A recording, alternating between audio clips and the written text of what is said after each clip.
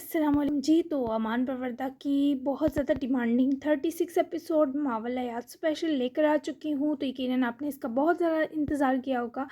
تو میرا بھی دل کرتا ہے کہ میں دو ایپیسوڈ دوں، لیکن میں بہت زیادہ بزی ہوتی ہوں، تو آپ ایک پہ پلیز صبر کر لیا کریں، اپنے دل کو سمجھا لیا کریں پلیز۔ تو ابھی مزید ٹائم نہیں ضائع کرتی اور فوراً چلتی ہوں کس کی طرف، لیٹ اسٹارٹ۔ کوریڈور کے دونوں طرف نظر ڈالے، وہ روم کے باہر پہنچا تو نرس کے باہر نکلنے پر چھپنے کو دیوار کی جانب ہو گیا تاکہ اسے شک نہ ہو۔ جیسے ہی وہ اجل ہوئی حیات دروازہ کھولے اندر داخل ہوا تو قصدن گھبرا کر بھی جان لیتی ماول تک پہنچا، جس کا ایک ہاتھ ڈرپ کی زد میں تھا، بلڈ لگا تھا، جبکہ دوسری زخمی کلائی پر سفید پٹی لپٹی تھی، پھر بھی خون کی ننھی بوندیں آویزاں ہو کر پٹی کی سطح پر سرخی چھوڑ گئیں۔ اس کے سر پر مستقل سے آنکھوں کا محور بنائے کھڑا تھا کہ اس تسلسل پر حیات خان کی آنکھوں میں تیرگی اتر آئی۔ ماول کی روئی جیسی گالیں جن پر قدرتی سرخی اس کے چہرے کا حسن ہوا کرتی تھی سفید اور بے رونق لگ رہی تھی، اس کے مسکراتے چمکتے ہونٹ بالکل خشک لگ رہے تھے اور بند آنکھوں کے باوجود ارد گرد سوجن صاف دکھائی دے رہی تھی۔ وہ نورانی چمک سے لبریز وجود بجھ گیا تھا۔ حیات نے بے اختیار کام جاتے دل کو سنبھالنے کو سینے پر ہاتھ جما لیا۔ یہ کیا کر دیا میں نے تمہارے ساتھ ماول؟ میں خود کو کبھی معاف نہیں کر سکتا، ساری زندگی خود کو تکلیف دیتا رہوں تب بھی اس کا ازالہ نہ ہوگا۔ کیا کر دیا تم نے میرے ساتھ ماول؟ ایسا لگ رہا ہے کسی نے میرے سینے سے دل نکال کر یہاں تمہاری صورت رکھ دیا۔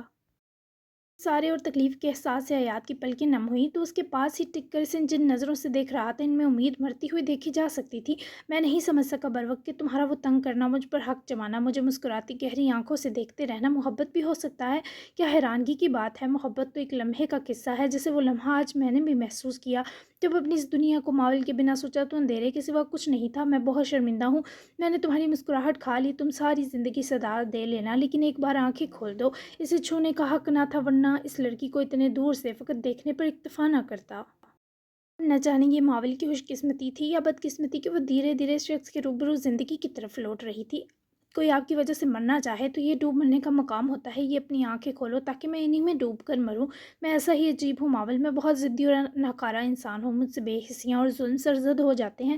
حمیر ہی ایسا ہے، میں تمہیں چھو لوں۔ وہ خود کو روک نہ سکا تو ماول کا ہاتھ دھیرے سے اپنے ہاتھ میں لے کر وہاں پھیلی نیلاہٹ دیکھتے کر اس سے سانس لی اور اس کی ہتھیلی اپنے جلتے سلگتے سینے سے جوڑی۔ وہ آنکھیں حیات کے ہاتھ تھامتے ہی کھلیں، پر ان میں دھند لگا تھا، ان میں دم توڑتی ہوئی آس تھی۔ میری طرح آپ بھی اللہ کے پاس آ گئے ملنگا، یہاں تو میرا پیچھا چھوڑ دیں۔ ماول کے لفظ اور وہ نکاہت میں رچی سرگوشی حیات خان کی آنکھوں کے کناروں تک درد ابار لائی۔ کاش میرے پاس یہ حق ہوتا کہ میں تمہاری ان کھلتی آنکھوں کو چوم کر بتا سکتا کہ میں تمہارا پیچھا آخری سانس تک نہیں چھوڑوں گا۔ یہ کیا کر دیا تم نے اپنے ساتھ؟ وہ بھی اس کی نڈھال پڑتی سانسوں پر نظر ڈالتا ان کھلتی بند آنکھوں میں جھانک کر حسرت دل کہتا سوال پر دم ساتھ گیا، لیکن ماول کے حواس مکمل طور پر جب بیدار ہوئے تو نہ صرف اس کے چہرے کے زاویے بگڑے بلکہ وہ اچھوت کی طرح حیات کا ہاتھ چھڑواتی سے خود سے پرے دھکیل گئی۔ آپ نے جرأت کیسے کی میرا ہاتھ پکڑنے کی؟ میرے لیے نامحرم ہے اور مجرم بھی، میں زندہ ہوں۔ نہیں بھیا تو جان لے لیں گے، میں زندہ کیسے ہو سکتی ہوں؟ ہٹے جانے دے مجھے، میں کسی کا سامنا نہیں کر پاؤں گی۔ میں ان سب کی آنکھوں میں ہیجانی کیفیت میں وہ ڈرپ نیڈل ہاتھ کی پشت سے اکھاڑتی، اس سے پہلے اس جگہ سے بھاگ جاتی، کھڑا ہونے کی کوشش میں ناکام ہوتی۔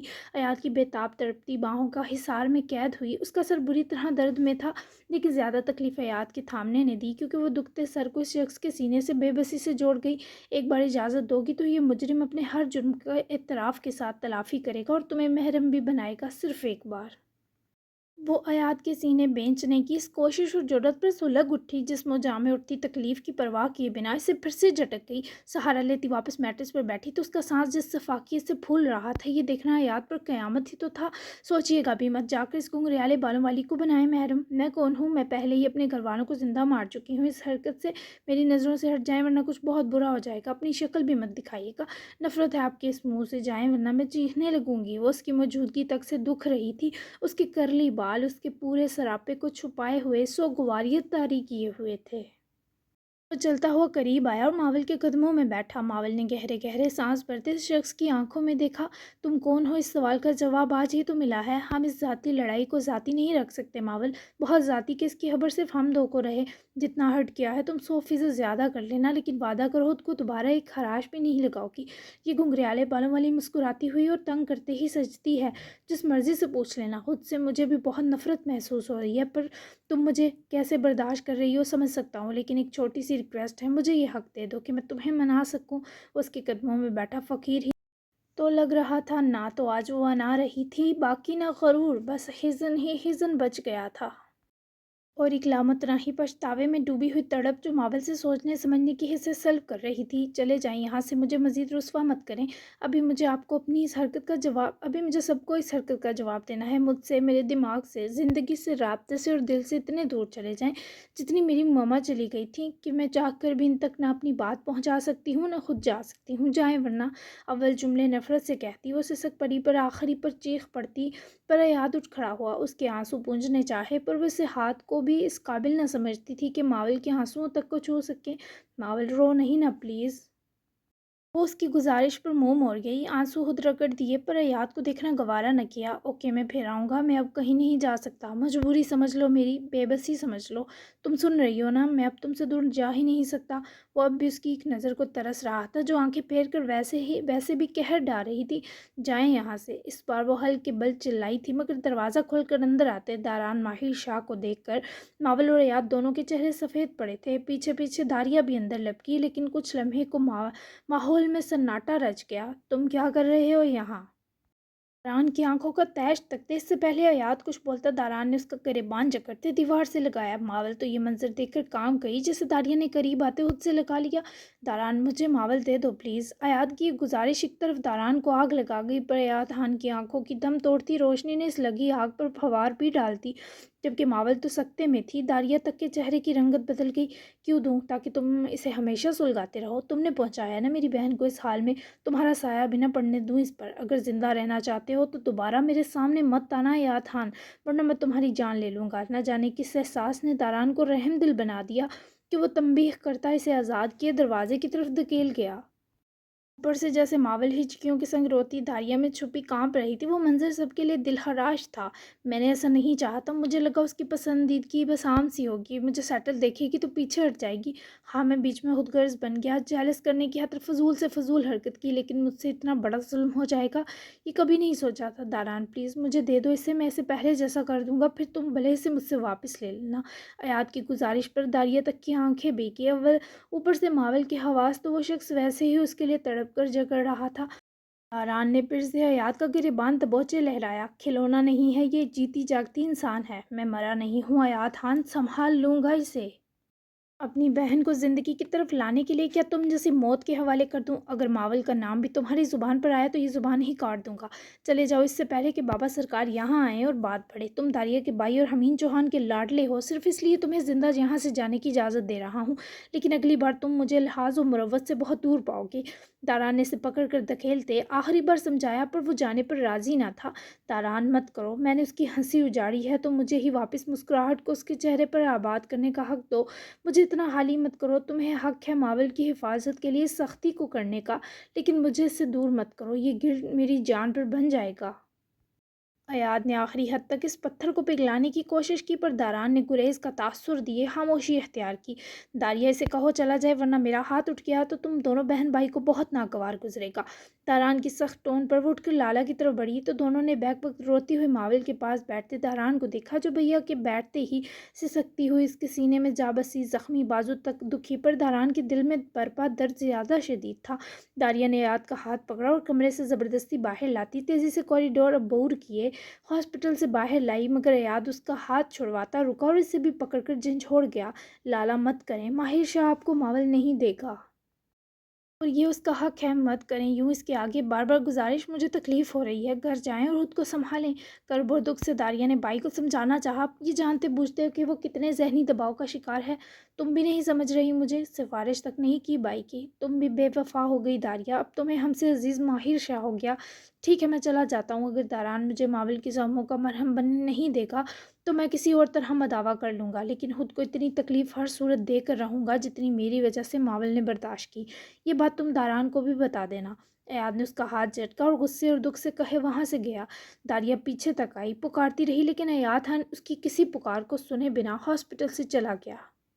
दारिया ने अपनी नम आंखें रगड़ी और वापस अंदर बढ़ गई। तबरेज़ अभी तक डॉक्टर मुस्तफ़ा के साथ थे। दारिया सीधी कमरे की तरफ बढ़ी, लेकिन दरवाज़ा खुलते हुए उसके हाथ माहिर शाह के सवाल पर रुके थे। वो अंदर मावल की धड़कन, क्या दे दूँ उसे मावल? मावल की हाली सूजी मुतवरन सी आंखें उठाकर दारान को देखा। नहीं, मुझे नहीं चाहिए वो, मैं तो अच्छी बेटी हूँ ना, मैं आपकी अच्छी बहन हूँ। वो उसकी ज़ब्र से अपने सीने लगाकर बेंच गया। मेरी जान, अच्छी बेटी को भी तो मोहब्बत हो सकती है, अच्छे तरीके से वो मोहब्बत पा सकती है। तुमसे पूछा था लेकिन तुम साफ मुकर गई। कह देती तो इस रोज़ हयात खान से गुजारिशें करने वाला दारान माहिर शाह होता, क्योंकि तुम्हारी खुशी के लिए मैं घाटे का सौदा भी कर सकता हूँ।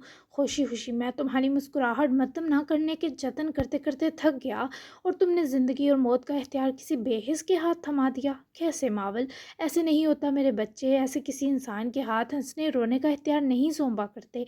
क्या हाल हो गया है मेरी गुड़िया का? ये तुम नहीं हो मेरी मावल, तो इस बार मुझे कहीं मिली ही नहीं। वो इससे बातें करता हुआ खुद भी तकलीफ से रो रहा था, जबकि मावल को लगा वो दारान को रुलाकर कब्र में उतर जाए, यही बेहतर है। भैया, आई एम सॉरी, मुझे बहुत तकलीफ़ हो रही थी, मेरे सर में बहुत दर्द था, ऐसा लग रहा था मेरा सर धमाके से फट जाएगा। भैया मुझे माफ़ कर दें, मैं कभी ऐसा नहीं सोचूंगी। स्ट्रॉन्ग बनूंगी, अच्छे से पढ़ाई करूंगी और अपना ख्वाब पूरा करूंगी। आई प्रॉमिस, मैं किसी को नहीं सोचूंगी। अपना हाथ बढ़ाए, दारान की आंख से बहता आंसू पहुंचती वह तो पे माँ बांध रही थी, और वो उसका सर चुमता खुद से लगा गया। दारिया को अंदर जाना मुनासिब न लगा, तो वहीं बाहर दीवार से टेक लगा गई, लेकिन इस वक्त दारिया का दिल चीख कर रोने का था। डॉक्टर मुस्तफ़ा के रूम की तरफ से आते तबरेज़ शाह को देखती वो दीवार से हटी और उनकी तरफ बढ़ी, जो खुद भी थके लग रहे थे। आप कब आई दारिया? दारान ठीक है? पास रुकते दारिया की गाल से हिलाते शफकत से पूछा, तो वो बस सर हिला गई। वो ठीक है तबरेज़ अंकल, क्या हम थोड़ी देर बात कर सकते हैं? मावल को होश आ गया है, माहिर पास है उसके। वो दारिया की तमहीद पर थोड़े परेशान हुए, पर मावल के होश में आने की खबर ने काफ़ी सुकून बख्शा। कुछ देर तक वैसे भी हमीन और माया भी पहुंचने वाले थे।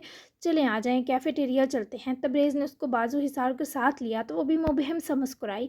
कैफेटेरिया पहुंचकर दोनों ने कॉफ़ी के साथ कुछ कप केक्स मंगवाए। दारिया बेहतर थी, जबकि तबरेज़ शाह दिलचस्पी से इसकी जाने में तवज्जो थे। मैं घुमा फिरा कर बात नहीं करूँगी तबरेज़ अंकल, जिस दिन दारिम शाह का मर्डर हुआ आप उसके कुछ वक्त बाद फार्म हाउस गए थे या नहीं? दारिया के सवाल पर तबरेज़ शाह स्टक हुए। वहीं वहमो गुमान में भी ना था कि वो ऐसा सवाल करेगी। हाँ, गए थे हम, लेकिन ये आपको कैसे पता दारिया? तबरेज़ के डरे सवाल पर वो ज़रा टेबल की ओर झुकी, आंखों में शरारे तैरे। इसे छोड़ दें, आपने दारम की डेड बॉडी रिसीव की वहाँ से और इसे हवेली लेकर गए, लेकिन सबको ये बताया कि वो सड़क पर पड़ा मिला। यकीनन वहाँ इस रोज़ इस हादसे की रिकॉर्डिंग भी आपने हासिल करके माहिर शाह को भेजी। इस सब का सीधा और साफ मकसद बता दें, और सबसे ख़ास चीज़ दारिम शाह की पोस्टमार्टम रिपोर्ट कहाँ है? दारिया के तफ्तीशी लहजे पर तबरेज़ पहले तो खौफज़दा हुई, लेकिन चूंकि दारिया ये सब जान चुकी थी, तो अब उनके कुछ छुपाने का फ़ायदा ना था। जी, हम उस हादसे के बाद पहुँचे तो दारिम की लाश मिली। वो कुछ गलत कामों में पड़ गए थे, हमें इसी की खबर मिली, तो सोचा जाकर उनकी सरजनिश करें। लेकिन हमें वहाँ उनकी मौत का ज़ख़म मिला। हमें इस रिकॉर्डिंग से तो ये तो पता चला कि कातिल कौन है, लेकिन इस वीडियो में सब वाज़िया ना था। अदालत ऐसे किसी सबूत को नहीं मानती। हमारे माहिर कुछ खुदादाद सलाहियत के मालिक हैं। फिर वादी के मान परवरदा होने के नाते ये ज़रूरी है कि वो ज़हीन व फ़तीन हो। हमने सोचा शायद जो वीडियो में है वो पूरा सच ना हो, तभी पहले तो इस वीडियो को हर मुमकिन जतन किए रिकवर करने की कोशिश करवाई। पर 1.25 साल बाद हमें मजबूरन वो दारान को भेजनी पड़ी, क्योंकि वो ज़ाहिरी के साथ एक कल्बी बसारत भी रखते हैं। रही बात दारम की पोस्टमार्टम की, तो वो हॉस्पिटल स्टाफ से कहीं गुम हो गई थी। हमने वो तभी करवाया था ताकि हम कोई ज़िमल के खिलाफ सबूत पा सकें, लेकिन वो खो गई। तबरेज़ के लहजे से दारिया को लग रहा था कि वो एक एक लफ्ज़, एक एक हर्फ सच कह रहे हैं। तो क्या आपको पता है इस वीडियो फुटेज में मैं भी हूँ और एक और लड़की का साया भी? अब हैरान व शाक होने की बारी तबरेज़ शाह की थी। नहीं, हमने तो इतना गौर ही नहीं किया। या अल्लाह, ये हमने क्या किया? आप वहाँ क्या कर रही थी दारिया? क्या हुआ था इस दिन? और दूसरी लड़की खुदा न खास्ता माया तो नहीं थी? क्या वाकई आपके बाबा ने ही कत्ल किया है? उफ, तभी दारान आपसे बदगुमान थे, उनको लगता था इस कत्ल की वजह आप हैं। प्लीज़ दारिया, हमें कुछ तो बताएं। माया वाली बात पर दारिया ठटकी। वेट, माया क्यों होगी? माया का क्यों कहा? दारिया का शातिर दिमाग असल बात पकड़ चुका था। दरअसल दारिम की बुरी नज़रें थी माया पर। इस पर कई बार वो हमसे पिटे भी, और हम अजीज़ जान कर दारिम के सबब माया से बुरे सलूक के भी गवाह हैं। आया ने दारिम के रिश्ते को इनकार किया, तब से आज तक अजीज़े जान उनको बहुत तकलीफ़ देती आई हैं। 2 साल से ये सिलसिला गहरा हो गया क्योंकि उनके सीने पर बेटे की मौत सुलग रही है। हमने बहुत बार कोशिश की दारान को बताने की, लेकिन अजीज़े जान हमें हमेशा बहला फुसलाकर अच्छे की उम्मीद दिलाकर रोक लेती थी। दारिया हमें बताएं क्या सच है। दारिया को इस लम्हे अजीज़े बहुत बुरी लगी जिसने हर किसी का सांस सुखा रखा था, जबकि दारान पर तरस आया कि वह ऐसी दादी के हाथ चूमता है। परेशान ना हो, मैं वो पोस्टमार्टम रिपोर्ट ढूंढूंगी, जब मिल जाएगी तो आपको सब कुछ बताऊंगी। हमारे बीच जो बात हुई है वो हम तक ही रहे प्लीज़। दारिया ने उम्मीद दिलाती नज़रों से परेशान होते तबरे शाह की तरफ देखा तो वो रसान से सर हिला गए। दोनों ने कॉफ़ी पी और तब तक हमीन और माया भी पहुंच गए। माया तो सीधी मावल से मिलने चली गई, जबकि दारिया भी मामू के गले लगती मज़ीद बेहतर हुई। मावल दारान में उसके बाद कोई बात ना हुई और फिर माया आई तो दारान ने अपना ये मसीहाई फरीज़ा अपनी दूसरी माँ को थमाया और माया को देखने की देर थी कि वो रोई आंखें जब मुस्कुराईं तो माया ने उसके पास बैठते ही उसे गले लगा लिया। मेरी जान हाला कुर्बान जाए, मेरा बच्चा दर्द तो नहीं है। माया की आंखें तो मावल से ज़्यादा सूजी थी। मावल को दारान इतना हौसला दे गया था कि वो संभल भी गई और रोना भी तर्क कर दिया, लेकिन अभी किसी ने इससे कोई सवाल ना किया क्योंकि ये दारान की सबसे गुजारिश थी। खुद वो कैफेटेरिया चला गया। हॉस्पिटल में शायद उसका भी दम घुटता था। दादो के बिस्तर पर आ लगने ने गोया दिन तक अनीब को ना सिर्फ वापस घर आने पर मजबूर किया, बल्कि वो रो रो कर आकिब को मांग रही थी। ये उसके दिमाग को मजीद सुनकर गया। ऊपर से जब से मावल के बारे में पता चला था, अपना आप याद हान से दुगना मुजरिम महसूस हुआ। दारिया से वो मुसलसल राब्ते में थी और मावल की हैरियत पूछ रही थी। रिजाल आज घर नहीं था, शायद आज वो किसी अहम काम से निकला था। अन्नू, मेरी सांस सीने में अटक रही है, मैं मर जाऊंगी। पुत्र, मुझे मेरे आकिब की माफ़ी दिला दे। दादों की सिसकियां सुने। वो उनके सरहाने बैठी इनसे लिपटी खुद भी बहुत उदास थी।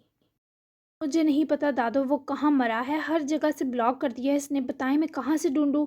अनीब भी जैसे अफसोसो गम से फट पड़ी। उसके अबाई घर जा, वो वहीं होगा, वही घर जो मैंने तेरी फुप्पो सबरीना के नाम किया था। और कोई ठिकाना नहीं। मारिया चुगताई के दिए जवाब पर अनीब मुंह बसोड़ गई। वो इस उजड़े बयाबान में क्या लेने गया होगा दादो, इस बंद हवेली में तो रोहें भी जाते खौफ खाएं। वहाँ नहीं जा सकता, डरपोक कहीं का। और आप जानती हैं इसे डस्ट से सबरीना फुप्पो की तरह एलर्जी है, वो इस धूल मट्टी वाले इलाके में नहीं जा सकता। अनीम ने सिरे से इनकार किया। जा सकता है क्योंकि वहीं उसकी माँ की कब्र है। तुम इतनी संगदिल कैसे हो सकती हो अनु। बार कमरे में दाखिल होती समन बोली, जिन्होंने मारिया साहिबा के सूप की ट्रे मेज़ पर रखते ही दुख से अनीब को देखा। ओह, मेरे जहन से निकल गया। अच्छा, आप दोनों अपने जज्बात संभाले, मैं जाकर देखती हूँ। लेकिन अगर इसने आने में नखरे दिखाए या बदतमीज़ी की तो लानत बेचकर वापस आ जाऊंगी। अनीब ने तो कह दिया, पर समन ने आकर उसके सर पर थप्पड़ दे मारा। मारिया भी गुस्से से अनीब को घूरी। शर्म खा लो थोड़ी, शोहर है वो तुम्हारा, जैसा भी है तुम्हारे लिए काबिल इज्जत होना चाहिए। समन ये कहते रो सी दी तो अनीब ने फ़ौरन से उठकर ताई जान को गले लगाया। आप जैसी नहीं हूँ कि जहर उगल लूँ। आपका ज़र्फ़ बड़ा था ताईजान कि आपने हमीद ताया को ऐसा सच बर्दाश्त किया जैसे वो बुरे थे। लेकिन मैं इतनी बाज़र्फ़ नहीं हूँ। मैं आकिब को पहले सीधा करूँगी। दादों का ख्याल रखे, मैं जाती हूँ इस गले के डोल के पास। अनीब तर्क नहीं थी, पर वक्त ने इसे संगदिल बना दिया था। मोहब्बत के सलीके नहीं रहे थे। वो चली गई। वो हवेली शहर की आबादी से दूर जंगली इलाके और पहाड़ों की तरफ थी और वहीं सबरीना की भी कब्र मौजूद थी। अनीब को वहां पहुंचने में घंटा लगा। वहां के केयर टेकर महमूद साहब से इसने दरवाजे में ही आकिब की मौजूदगी का पूछ लिया तो मुस्बत जवाब पर गाड़ी से निकली और हवेली की तरफ बढ़ी। मगर अंदर जाते जाते उसके कदम बागीचे की जानिब खड़े आकिब पर पड़ी, जो इसी वक्त स्विमिंग पूल में नहा कर ना सिर्फ निकला बल्कि सिर्फ एक चिपकी सी शार्ट्स में खड़ा गीले बालों में हाथ मार रहा था। उसका हल्का गंदमी पुरकशिश कसरती वजूद दूर से ही चमक रहा था। उसके जख्म पर लगा बैंडेज गीला हुआ था, तभी इसने बेदर्दी से उखाड़ कर फेंका। अनीम ने अपने पैरों में आकर गिरते इस बैंडेज को देखा और हील्स तरह देती उसके पीछे जा रुकी। जिन कदमों पर चलकर आई हो, इन्हीं पर चलती हुई दफ़ा हो जाओ। वो उसके सुलगने पर ना सिर्फ रुकी बल्कि एक ही झटके से इसे अपनी सिम पकड़े मोड़ा। उसके कंधे पर बने जख्म से फूटता खून उसके सीने पर लहराती पानी की बूंदों में शामिल हो रहा था। अनीम ने अपना स्कार्फ उतारा और इसे गोल सा करती उसके जख्म पर रख बैठी। मैंने जख्म इसलिए नहीं दिया था कि तुम इसे नासूर बना दो। वो ना चाहते हुए भी इस सफ़ाक की आंखें तकती तड़प कर कह बैठी, बन गया, बन चुका है जख्म भी और मैं भी, क्यों आई हो। वो उसकी गर्दन दबोचता घराया कि उसकी अंगारी सांस अनीब को झुलसा गई। दादो बहुत मिस कर रही हैं, क्यों उनको मारना चाहते हो। माना गलती हो गई, इस थप्पड़ की वजह मैं थी। आके मुझे मार लो, दादो के लिए मेरी जान भी हाजिर है तो तुम्हारा थप्पड़ भी सह लूँगी, लेकिन प्लीज़ वापस आओ, ऐसे खुद को सज़ा मत दो। वो इस वक्त इससे लड़ना नहीं चाहती थी, नरमी और मोहब्बत से बात किए दादो के लिए मना रही थी। दोबारा अगर तुम यहाँ आई तो तुम्हारी लाश जाएगी यहाँ से। उन्हें कह देना मर गया हूँ और तुम निकलो अब। गर्दन से पकड़े ही पीछे को धकेलता वो अपनी शर्ट पूल के किनारे से उठाता घर की तरफ बढ़ा, जिसकी हंसता हाली देखकर दिल बैठा जा रहा था। मैं कहीं नहीं जा रही, हतमी फैसला किए वो पीछे से पुकारी। आकिब के कदम रुके, लेकिन जबड़े बेंच था। वो वापस पलटा तो अनीब गर्दन से हिलाती करीब जाकर फिर रुकी।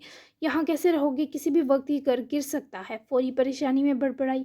अच्छा है ना मेरी कब्र खुदवाने की जहमत नहीं होगी मेरे सगों को, और तुम मेरी दुश्मन। मैं तुम्हारी बात सुन ही क्यों रहा हूँ।